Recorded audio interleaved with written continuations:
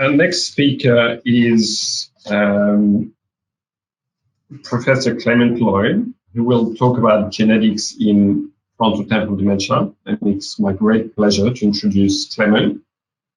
And I've known Clement for nearly 20 years. And Clement is a cognitive neurologist with research interest in molecular genetics. He's been working in the field of frontotemporal dementia as well as Huntington's disease and familial Alzheimer's disease.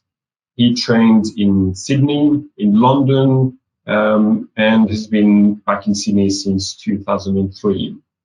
He works at the University of Sydney and also at Westmead Hospital, where he is in charge of the Huntington's disease program, and also collaborations and work at the Garvan Institute of Medical Research. So it's my pleasure to welcome Clement for this next presentation. Thanks very much, Olivier, for the lovely summary and for the introduction. And thank you also to Wendy for the invitation to join you today, as well as for hosting this. As we begin, I just want to acknowledge the traditional owners of the country on which we meet today, the Gadigal people, to recognize their continuing connection with the land, waters, and culture, as well as paying our respect to the elders past, present, and emerging.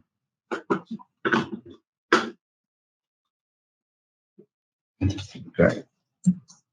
Thanks, Olivier.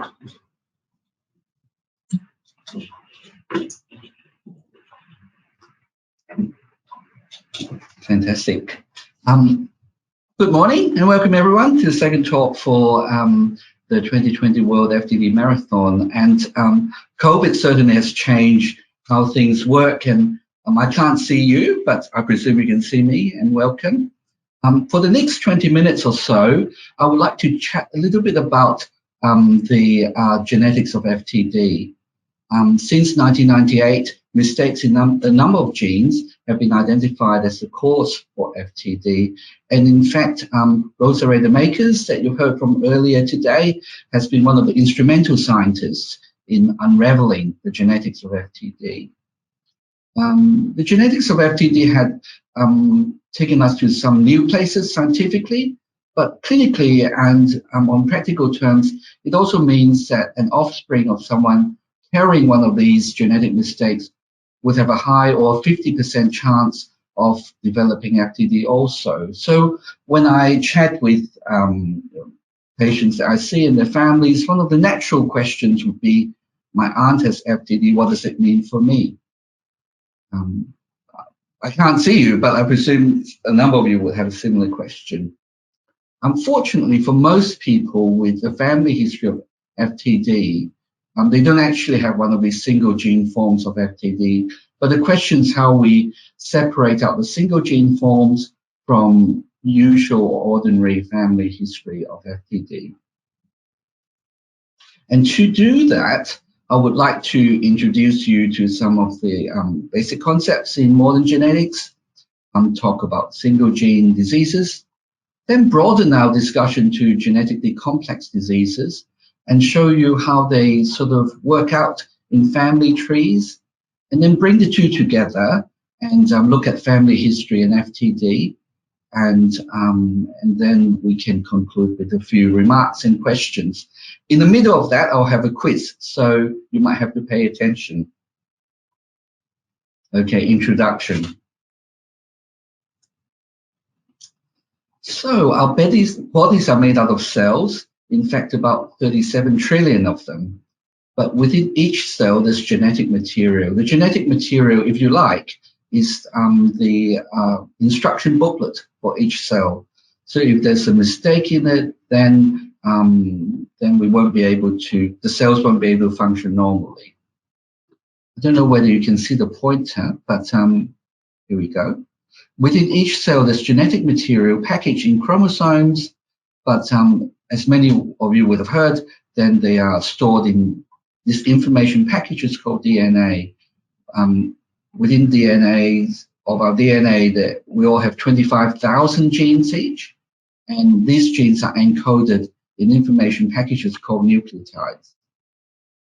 So we all have 3 trillion nucleotides in our genome and 25,000 genes. Unfortunately, in single gene diseases, the mistake in one of these 25,000 genes, or even mistake in one of those 3 billion nucleotides, that's enough to cause disease. And that happens to certain forms of FTD or frontotemporal dementia. So how does that work out in terms of families? So we actually do have 2 copies of each gene. In the single gene form of familial FTD, the mistake in one of the 2 copies of the gene is sufficient to cause disease, and that's called autosomal dominant. Here I've got a diagram showing you how the genetic mistake may flow in the family. In FTD, the inheritance is not sex or gender specific, so this diagram could equally apply to someone where the mother rather than the father has got an illness. So as you can see here, the mother doesn't have FTD, and she's got 2 copies of that single gene associated with FTD, and both of them have no mistakes in them or normal. In the father who has FTD, he also had 2 copies of the genes, but one of them has a mistake in it with a big D, and one of them doesn't have the mistake in it. As each child is formed, that child or offspring would then inherit one of the 2 copies of the genes from his or her mother. And in this case, because both of them were normal, that would be a normal copy of the gene. However, when they inherited that 1 copy of the gene from the father, then you've got 1 in 2 or 50-50 chance of inheriting the genetic version with a mistake in it. So this means that every child of someone with a single gene form of FTD would have a 20 or 50% or 1 in 2 chance of inheriting it. Many of you might be interested in family histories and might have seen family trees before. Just briefly going through what they include. So a square symbol represents males, circular females, horizontal line means partnering, vertical lines means offspring. So here you've got grandfather, father, and grandchildren down here. The family trees for families with autosomal dominant or single gene forms of FTD typically involve family members for many generations. This indicates a strong family history. As you can see here, when a person's symbol is colored in, that means that person has a particular disease. So in the single gene form of FTD, typically you would see multiple generations all affected with FTD, and there's no break because that mistaken gene is passed from one generation to the other. And because each offspring would have a 1 in 2 or 50-50 chance of inheriting it, there are also multiple people affected in each generation. As you can see here, the mistaken copy of the gene has been passed from the grandfather to the father, and then to the next generation. Amongst people who didn't inherit the mistake from the father, none of these persons' offspring would have this particular form of FTD. However, for the persons inherited it, such as this daughter here, her offspring can also have FTD. Okay, so that's the first section. We've talked about genetics in general and single gene diseases. Now I would like to introduce another concept, which is a genetically complex disease. And as we were talking about the single gene diseases, you might think, oh, actually, I do know, there's certain family histories in my family, but not everyone would get it. For instance, my grandfather might have had a heart attack, but my father didn't get it, but my brother had a heart attack. And that's an example of genetically complex disease. In other words, a family history does not necessarily imply that there's a single gene disease in the family. So on the left is a diagram schematic illustrating what we talked about before. When you've got a mistake in a single gene, that could cause a disease. And single gene forms of FTD is one example. Huntington's disease is another example. However, more commonly, we will have genetically complex diseases where there is a family history, but the causation is not so direct. In fact, that's due to variations in multiple genes, and these are normal variations that increase your susceptibility, but not necessarily cause it. And there will be environmental factors, and that all contribute to a family history of a certain disease. So examples here would be diabetes, stroke, or heart attacks, which you know that may run in the family, but it doesn't go in every generation, and that's not that frequent. So going back to our idea of what it looks like in the family tree, you would see this family tree where there's someone with FTD here, but her older sister developed some sort of dementia in her late 70s.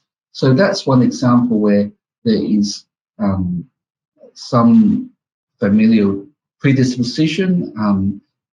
There's a family history, but it doesn't have that multi-generation transmission that you see in the other family trees. And it looks a lot more sparse. And that's what it looks like in a family tree when you've got a genetically complex disease. Okay, so we're halfway through our talk now, and I think it's time to have a bit of a quiz. So Wendy, I think you've been able to open a poll for everyone to vote. Fantastic. Now I've got a family tree here, and I'll give everyone maybe 30 seconds to have a look and see whether you think this is a single gene family tree or complex family tree.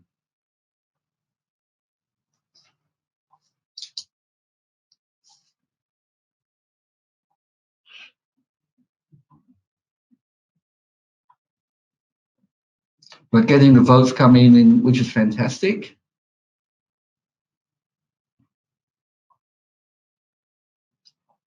We've got 28% of people voted so far. I'm starting to sound like one of those telesales people. You still got time, you still got time, we still got time.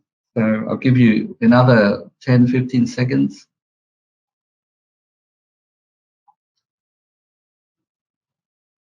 Okay, so we might close the poll now. Thanks very much,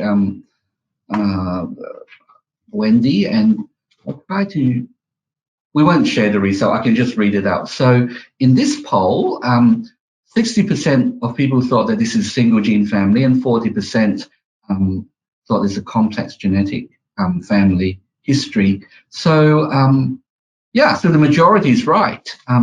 In this situation, multiple generations were affected by FTD, even though there aren't that many in each generation, but it's clearly passed from one generation to the next, and there are multiple family members. It hasn't skipped a generation, and it's gone over 1, 2, 3, 4, 5 generations. So it's a tricky one, but well done for getting that right. Okay, I'm going to put up another quiz now. What about this one? I think my slide might have, I have to click on something here. Yeah, fantastic. So what about this second one? And Wendy, could you put on a new poll?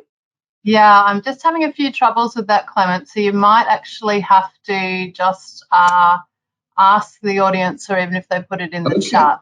So, yeah. Okay. So second one, does it look like a single gene or complex family?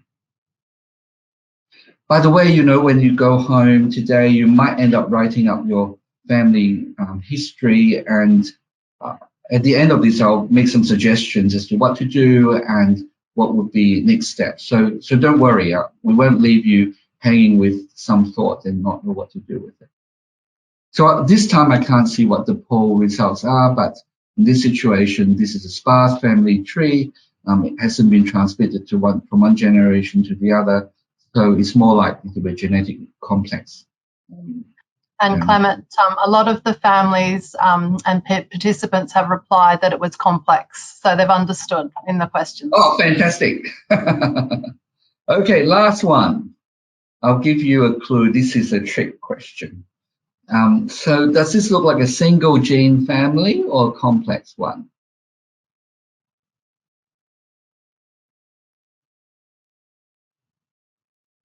Just look through it carefully.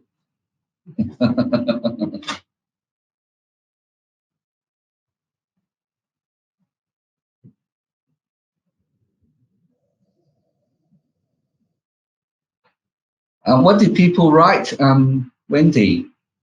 It looks like it's a mix, Clement. Yeah. Some people are not totally sure. Some people think it's complex. Some people think it's single, but they really love your advice. So I think not being sure is a good answer. When you look at this second person that's affected with FTD, actually that person's married into the family and doesn't actually share any genetics at any point. So I would say this is a singleton or actually non-familial FTD type family history. So that's just something to look out for. You know, by chance alone, it may be someone marrying into the family with FTD, but might not be part of the illness. Okay, well done, everyone. So we're ready to talk about FTD now. We've done the background. I've summarized some of the thoughts about FTD and family history in the following slides. Okay, so family history of dementia and other disorders are common amongst families with FTD. However, only 10% of families have that strong single gene family history. When you build your family tree, it's important to remember that some of these single gene causes for FTD can also lead to other illnesses, such as motor neuron disease, and you've got to include that as a factor in your family tree. And there are indeed other neurological problems that could be associated. So if you were building your family, it's best to discuss with your neurologist.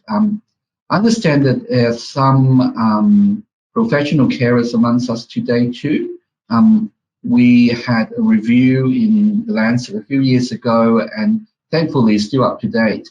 And that describes much of the evidence behind the approach that we've talked about today, as well as further details about genetics for FTD. If a family does have the single gene form of familial FTD, then there are actually multiple genes that could be responsible for that. The three most common ones are the C9 open frame 72, C9ORF72 gene, as well as open reading frame 72, as well as the tau and progranulin genes.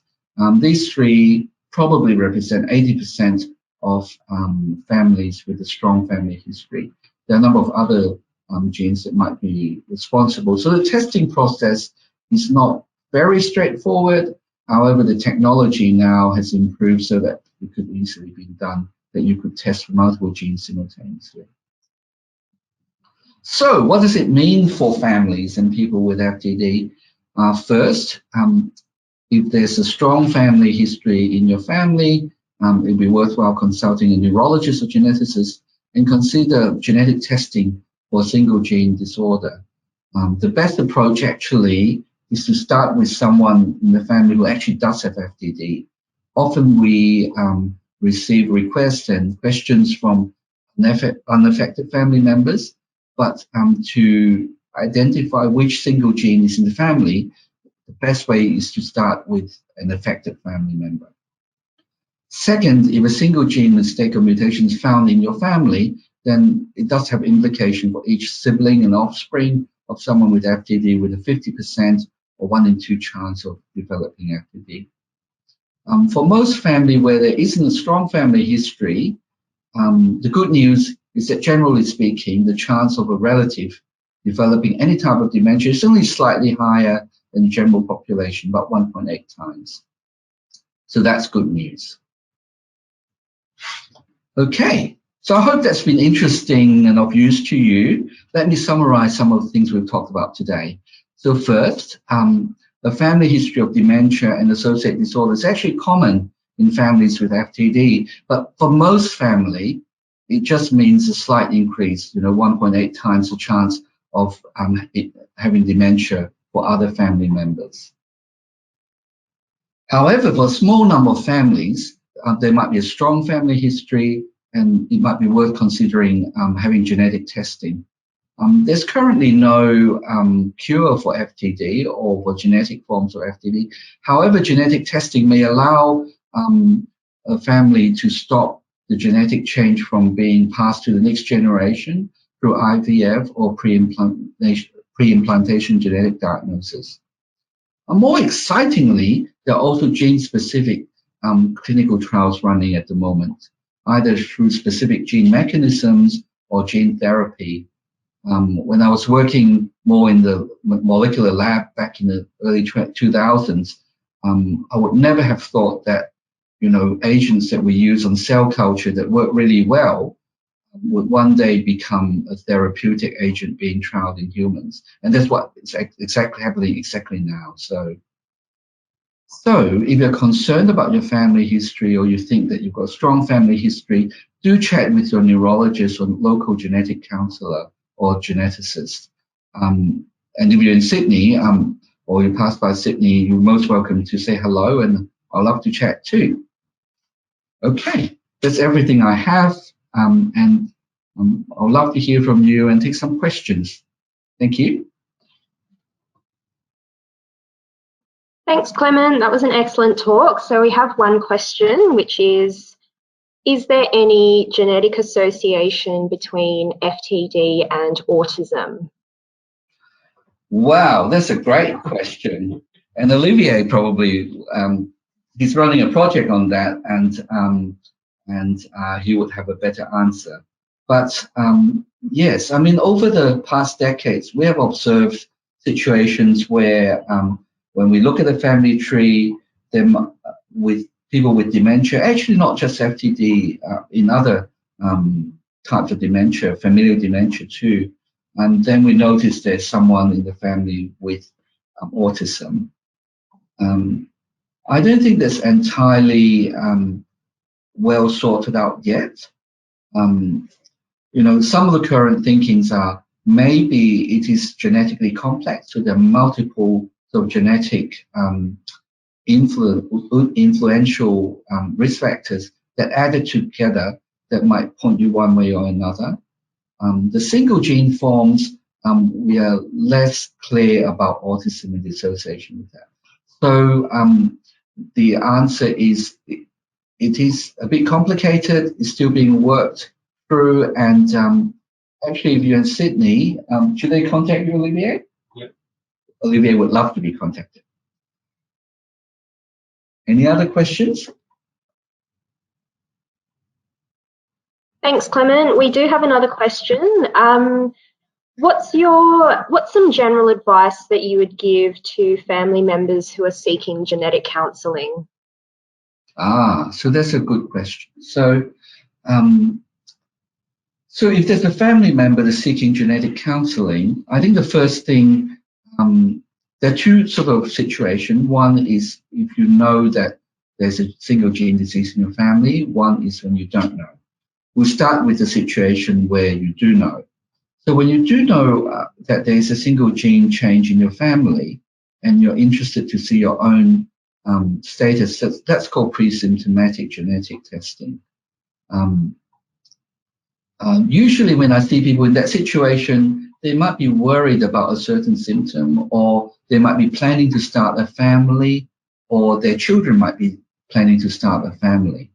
So if you're worried about certain symptoms, it's good to start with a cognitive neurologist, and they might be able to say, look, that symptom doesn't fit with this single gene illness, and that might reassure you.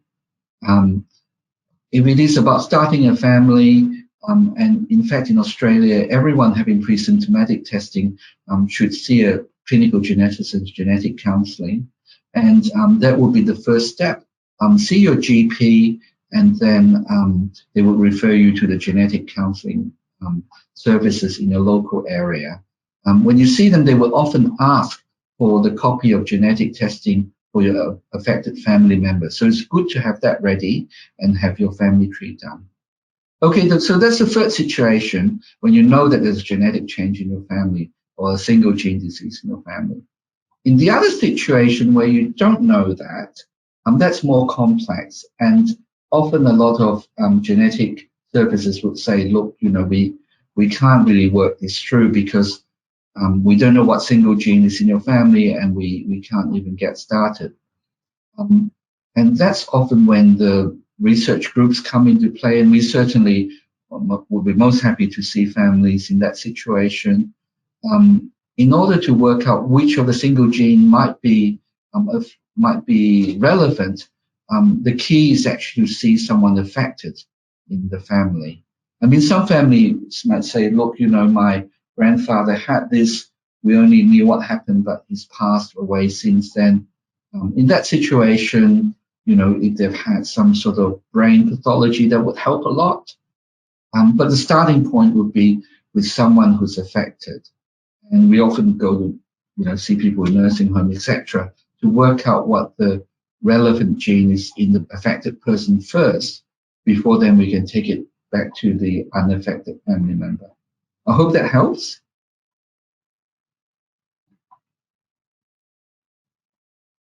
Thanks, Clement. And following on from that question, Yeah. How do people find someone to do genetic testing, or how do they contact a genetic counsellor? Yeah, so in Australia, we're very lucky that there is in New South Wales, in particular, there is a publicly funded service for pre-symptomatic genetic testing. All your general practitioner needs to do is look up in your local health area who runs the clinical genetics service, which is usually anchored in the main hospital, and send a referral, and then the clinical genetic service would contact you. I mean, if you're in a situation where genetic counseling is not that clear, either there's no diagnosed person in your family with a single gene disease, or there's not good access, us at Sydney Uni and other groups would also be able to help.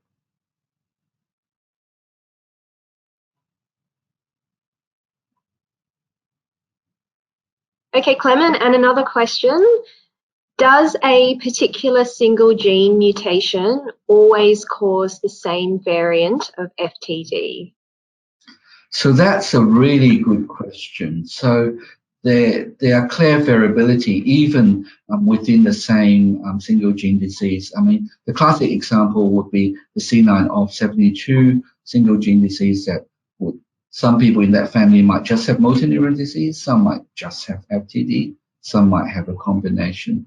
So within a particular spectrum, there is often variation.